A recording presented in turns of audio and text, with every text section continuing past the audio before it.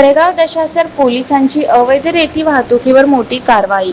56,30,000 रुपयांचा मुद्देमाल जप्त. अमरावती ग्रामीण पोलिसांनी अवैध रेती वाहतुकीविरोधात धडक मोहीम राबवत तळेगाव दशासर पोलीस स्टेशन हद्दीत मोठी कारवाई केली.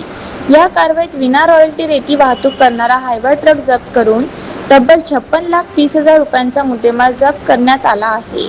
अमरावती ग्रामीणचे पोलीस अधीक्षक निकेतन कदम यांनी जिल्ह्यातील सर्व पोलीस ठाण्यांना अवैध रेती वाहतूक, गावठी दारू, हातभट्टी, वरली जुगार व गोवंश वाहतुकी विरोधात कठोर कारवाई करण्याचे निर्देश दिले आहेत. त्यानुसार तळेगाव दशासर पोलीस स्टेशनचे पथक हद्दीत गस्त घालत असताना मिळालेल्या गोपनीय माहितीच्या आधारे आज 8 जून सोमवारी सकाळी सुमारे 7 वाजता तळेगाव ते चांदूर रेल्वे मार्गावरील शेंदूरजना शिवारात छापा टाकण्यात आला. या कारवाई दरम्यान टाटा हायवा क्रमांक MS27 DT 9498 अडवून त्यांची पंचासमक्ष तपासणी करण्यात आली. तपासणीमध्ये वाहनात 10 ब्रास विना रॉयल्टी काळी रेती आढळून आली. पोलिसांनी 55 लाख रुपयांचा ट्रक आणि 1,30,000 रुपयांची रेती असा एकूण 56,30,000 रुपयांचा मुद्देमाल जप्त केला.